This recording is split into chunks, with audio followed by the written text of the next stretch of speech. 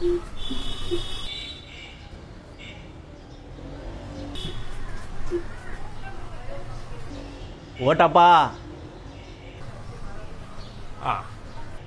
ಗೊತ್ತಾಯ್ತಾ ಯಾರು ಅಂತ? ನಾನು ಈ ಬಾರಿ ಎಲೆಕ್ಷನ್ಗೆ ನಿಂತ್ಕೊಂಡಿದ್ದೀನಿ. ಹಾಂ ಆಶೀರ್ವಾದ ಮಾಡು ಬಾಯ್ಲಿ.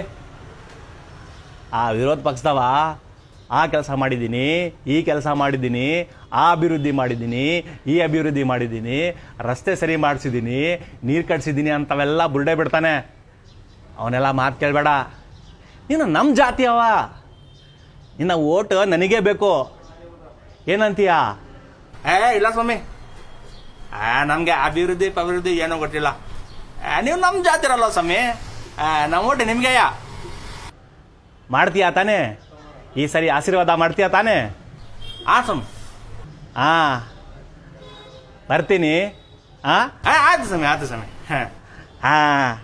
ಮರಿಬೇಡ. ಸ್ವಾಮಿ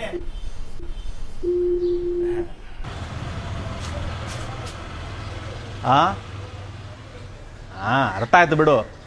ಓಟಪ್ಪನಿಗೆ ನೋಟ್ ಬೇಕು. ತಗೋ.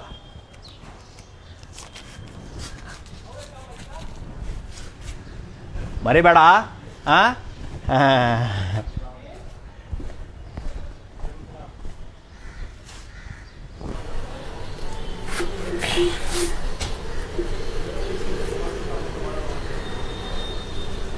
ಏನು ಅನ್ಕೊಂಡ್ರಿ?